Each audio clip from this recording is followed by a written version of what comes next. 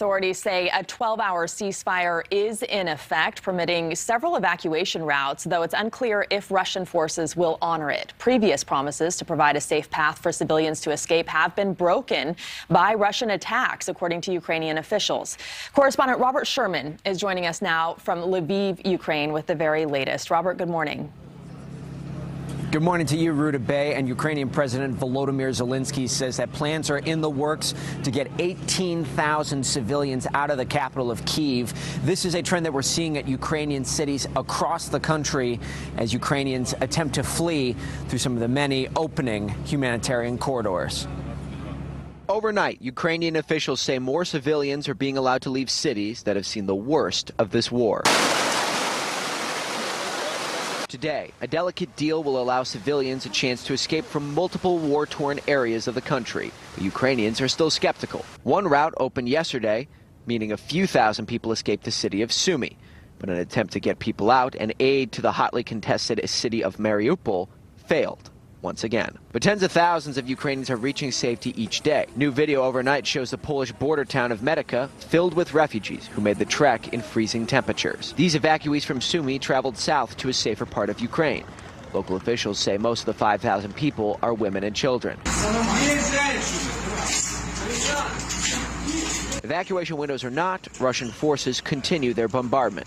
In Sumy, 5 people, including 2 children, were rescued from this building following a strike by Russian aircraft. Ukraine's General Staff of the Armed Forces says it is digging in and shoring up defenses in cities in the north, south, and east. Fears of a larger Russian offensive push are still top of mind across Ukraine, especially when cities like Kharkiv are unrecognizable after intense bombing and street fighting. It's just one of at least 4 large cities encircled by Russian troops. Despite the heavy shelling, Ukrainians continue to stop any major advances by Russian forces, including Russia's push for air superiority. Today, a Russian Defense Ministry spokesperson did not address the attacks on residential areas or the slow-moving military campaign. However, he claimed Russia's war has stopped a Ukrainian offensive to take back 2 Russian-backed separatist regions that have been fighting Ukraine's military since 2014. As of this hour, 2.1 million Ukrainians have fled the country as refugees, and the expectation is that number is going to continue to swiftly climb. Ruta Bay. And Robert, just where you are, reports now that more than 200,000 refugees are just in that city in Lviv, and the mayor there pleading for help. What is the situation there like right now for the people? And those people do not get counted into that 2.1 million number because we are seeing a number of Ukrainians flee to this area.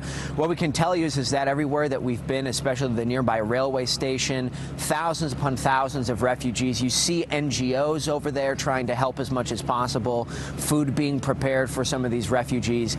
The demand is quite high here as some of these people attempt to get out of the country from here, using this as a launching off point.